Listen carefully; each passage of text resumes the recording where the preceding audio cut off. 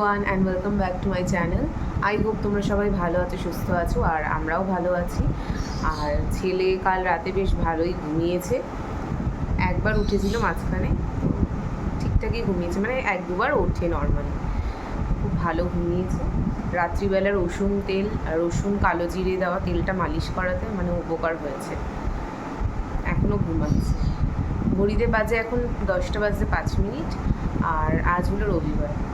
সকালবেলা উঠে তো রান্না শুরু করে দিয়েছি। এখন ওই মটর ডালটা বানাচ্ছি, মানে ঘুগনি বানাচ্ছি, নিরামিষ বানাবো যেহেতু পূর্ণিমা।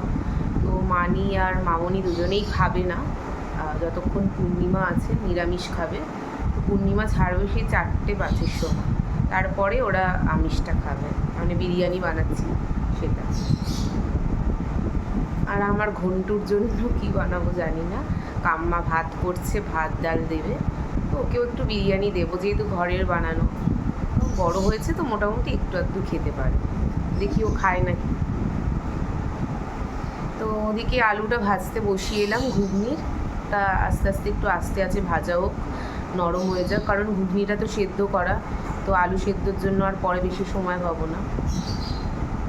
আর আমি একটু জল বিস্কিট খেয়ে নিয়েছি সকালবেলা, রাত্রিবেলা মানে অল্প করে খেয়েছিলাম, খিদে পাচ্ছিল।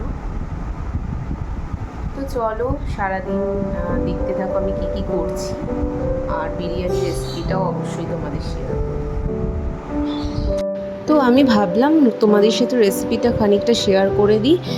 এটা হচ্ছে ঘুগনির রেসিপি, নিরামিষ ঘুগনি। তোমরা কিন্তু বাড়িতে নিরামিষের দিনে এইভাবে ঘুগনি করে খেতে পারো, খুব ভালো লাগবে। প্রথমে ঘুগনিটা তো ওভারনাইট সোক করে নিয়েছিলাম, তারপর ওটার মধ্যে একটু গোটা গরম মশলা, তেজপাতা দিয়ে ওটা সেদ্ধ করতে বসিয়ে দিলাম। 4-5টা সিটি দিয়েছি। আর এখানে বিরিয়ানির জন্য সমস্ত বাবিকে বলেছিলাম যে লেগ পিসগুলোই নিয়ে আসবে।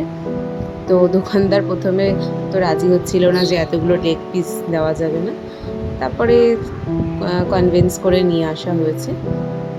তো সবকটা লেগ পিস দিয়েই করছি। আর ঘুগনিটা আমি পনির দিয়ে করছি, পনিরগুলো ছোট ছোট কিউবসে কেটে নিচ্ছি। আমুলের পনির নিয়েছি, তোমরা যে কোনো পনির নিতে পারো। আর আলুগুলো তো রাত্রিবেলা কেটেই রেখে দিয়েছিলাম, সেই আলুগুলো ভেজে নেব। তার আগে পনিরগুলো তেলের মধ্যে একটু ভেজে নিচ্ছি হালকা করে নুন দিয়ে। বেশি তো ভাজতে লাগে না পনির, আবার এই পনিরটা না কাঁচাও দেওয়া যায়, কিন্তু আমি কাঁচা দিইনি। এবার তেলের মধ্যে তেজপাতা আর সাজিরে ফোড়ন দিলাম, এমনি নর্মাল জিরেটা দিইনি, সাজিরে দিলাম।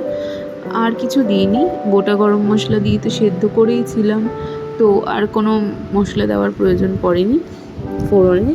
তো এটা দিয়ে এবার একটা শুকনো লঙ্কা দিয়ে এর মধ্যে আলুগুলো ভেজে নিয়েছিলাম। আলুগুলোকে ছোট ছোট করে কাটবে, যেরকম ঘুগনিতে আলু দেওয়া হয় আর কি, ওরকমই। তো ওর মধ্যে দিয়ে এবার আলুগুলোকে একটু লো ফ্লেমে আস্তে করে সুন্দর করে ভেজে নেব, যাতে আলুটা সেদ্ধও হয়। ওপরটা শুধু ভাজা হয়ে গেলে হবে না, ভেতরটাও সেদ্ধ হতে হবে। তাই জন্য একটু সময় নিয়ে আলুটাকে ভেজে নেবে, কারণ ঘুগনিটা দেখো আগে থেকেই সেদ্ধ থাকবে, তো বেশিক্ষণ তুমি ঘুগনির জন্য এটাকে সেদ্ধ হতে দিতে পারবে না, তাহলে ঘুগনির মটরগুলো একদম গলে যাবে। তো এর মধ্যে দিয়ে দিলাম একটু বেশি পরিমাণে টমেটো দিয়ে দিলাম। এবার টমেটো দিয়ে সমস্ত গুঁড়ো মশলা, জিরে ধনে হলুদ, একটু লঙ্কা গুঁড়ো সব দিয়ে এটাকে কষিয়ে নিয়েছি। পনির দিয়ে একটু মিষ্টি দিয়ে দিলাম। এরপরে পনিরটা দিয়ে একটু কষিয়ে নিলে কি পনিরের যে ফ্লেভারটা আছে না, সেটা খুব ভালোভাবে তরকারির মধ্যে ঢুকে যাবে। পরেও অ্যাড করতে পারো তোমরা, বাট এভাবে কষিয়ে নিলে কিন্তু পনিরের ফ্লেভারটা আরও ভালো সুন্দর মিক্স হয়ে যায় এর মধ্যে। তো এই মধ্যে এবার চানাগুলো দিয়ে দিলাম, মটর। বারবার উল্টো পাল্টা আমি বলে যাচ্ছি, কিন্তু তোমরা তো চেনো ওই জিনিসটা কি, তো বুঝে নেবে। ভুলভাল বলতে থাকি আমি বেশিরভাগ সময়। তো এই যে দেখো, এবার মটরটা দিয়ে একটু কষিয়ে নিচ্ছি। আর এর মধ্যে আমি চা ফোটানো জল দিলাম, চা ফোটানো জল দিলে টেস্টটা বেশি ভালো হয়, আর কালারটাও ডার্ক আসে। কিন্তু আমার এখানে কালারটা সেরকম আসেনি। আমার মনে হয় সেদ্ধর সময় ইয়েটা দিতে হতো, মানে চা ফোটানো জলটা দিয়ে সেদ্ধ করতে হতো। ঠিক মনে নেই, এরকম একটা কিছু দেখেছিলাম কোনো একটা রেসিপিতে, যে একটু রঙটা কালো আসার জন্য, গাঢ় আসার জন্য এরকম চা ফোটানো জল দেয়। তো আমিও চা ফোটানো জলই দিলাম, কিন্তু সেভাবে ডার্ক কালারটা আসেনি, কালচে যে কালারটা আসে সেটা আসেনি। বাট এমনি সুন্দর রঙটা এসেছিলো। আর এর মধ্যে একটু আমি চানা মশলা অ্যাড করছি, তোমরা নাও দিতে পারো, না দিলেও কোনো ব্যাপার না, গরম মশলা গুঁড়ো দিলেই হয়ে যাবে। এর মধ্যে এবার একটু কাসুরি মেথি দিয়ে দিলাম। কাসুরি মেথিটা আমি কাঁচাই ইউজ করি, কাঁচা ফ্লেভারটাও ভালো লাগে, আবার অনেকে রোস্ট করে দেয়, সেটাও ভালো লাগে। আর মামন এখানে গরম গরম ফুলকো ফুলকো লুচি ভেজে নিচ্ছে। রবিবারের সকালে ব্রেকফাস্টটা একদম জমিয়ে করলাম।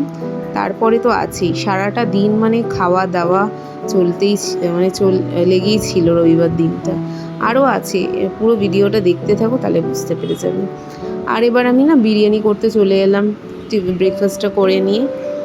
তো বিরিয়ানিটা করার জন্য প্রথমে পেঁয়াজগুলো সমস্ত ভেজে নিচ্ছি। আর এর মধ্যে সাদা তেল দিয়েই বিরিয়ানিটা হয়, আর ওর মধ্যে ঘি দিয়ে পেঁয়াজগুলোকে সব ব্রাউন করে ভেজে নেব। মানে আলাদা করে বেরেস্তার জন্য কিছু তুলে রাখবো না। এটা হচ্ছে আমি দাদা বৌদি স্টাইলে করছি, অন্যরকমভাবেও করা যায়।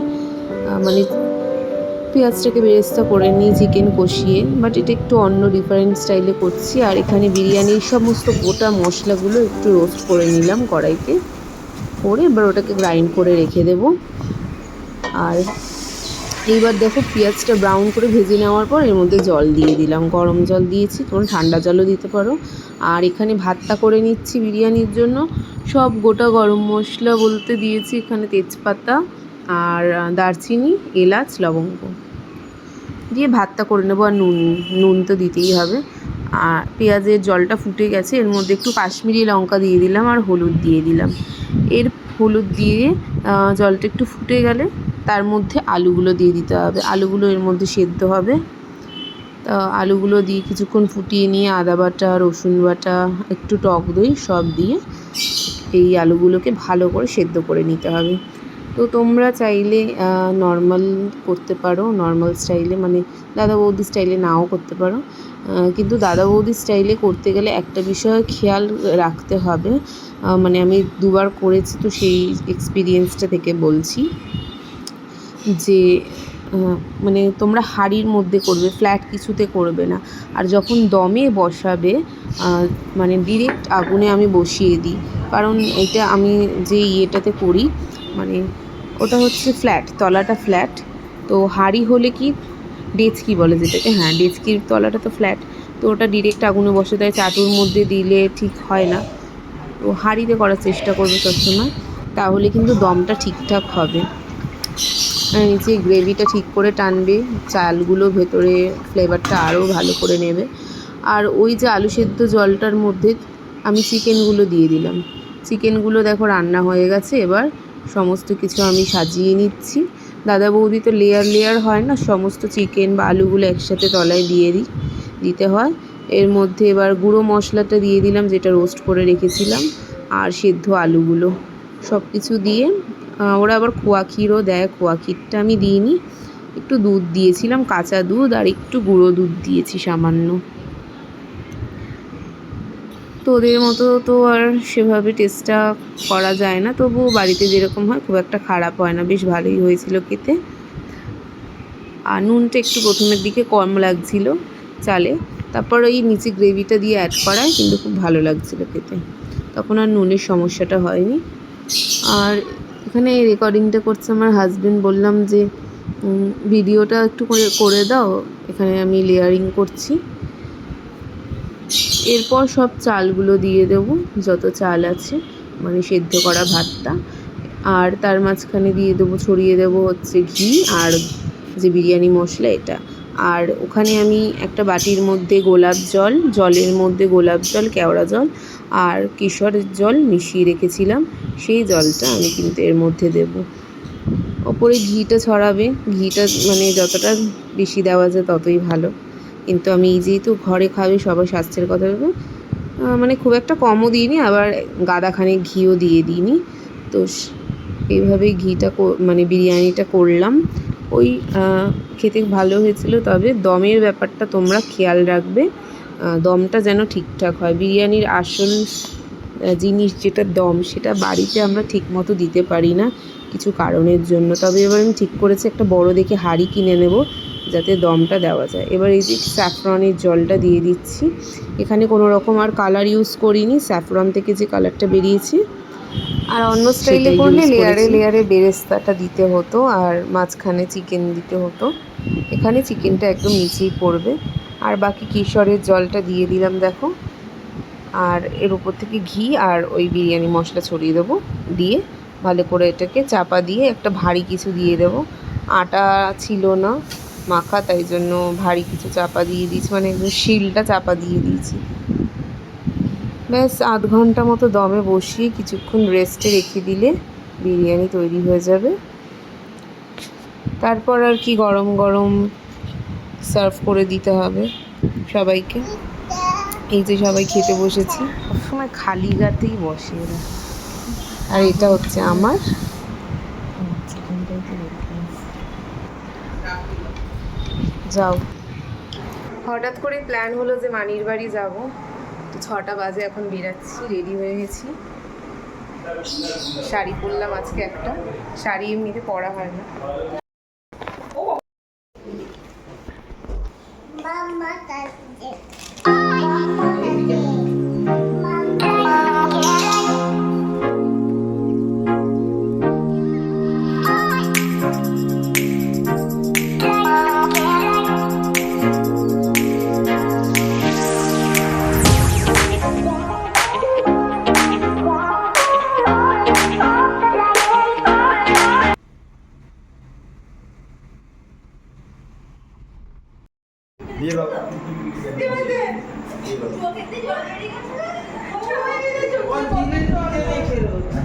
কত জল ফেলে দিল না চোখ থেকে। ক্যাডবেরিটা নিয়ে নে। ওটা দেবে না?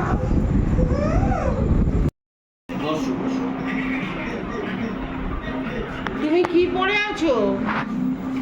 হ্যাঁ, কি পরে আছো তুমি? বলো। খাও, জল খাও। বলতে আমি হাকিস পরেছি।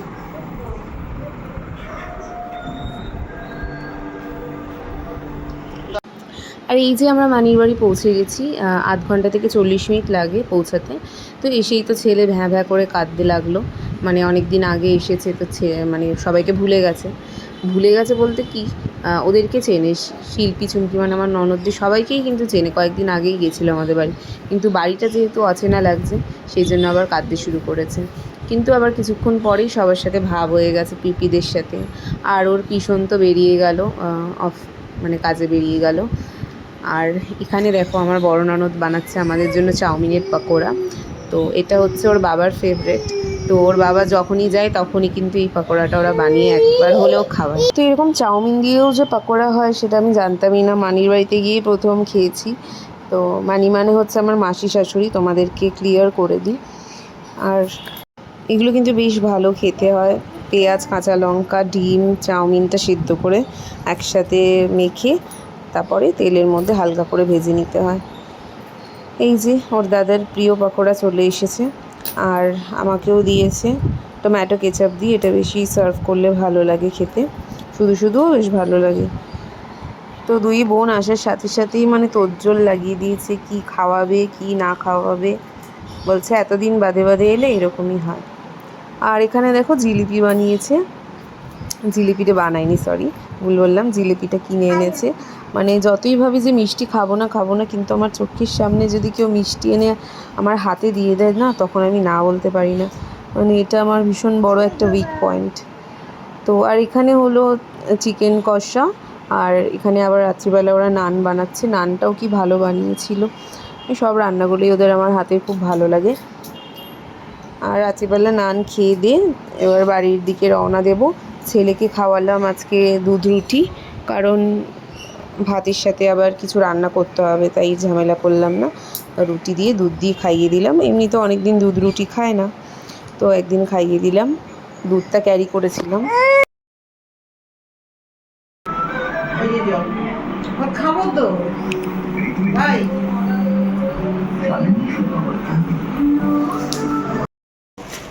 Tata tata. যাবে আজকে যাবে আজকে। বাই টাটা টাটা টাটা, তোমরা এবার যেও। হ্যাঁ যাবো। এই যে এবার আমরা বেরিয়ে পড়লাম বাড়ির উদ্দেশ্যে। তো বাবির জন্য ওরা খাবার প্যাক করে দিয়েছে, রাত্রি হয়ে যাবে যেতে যেতে অনেকটা। তো চলো আজকে ব্লগটা আমি এখানেই শেষ করছি। আই হোপ তোমাদের ব্লগটা দেখতে ভালো লেগেছে, আর ভালো লাগলে তোমরা অবশ্যই একটা লাইক কমেন্ট শেয়ার করে দিও, চ্যানেলটা সাবস্ক্রাইব করে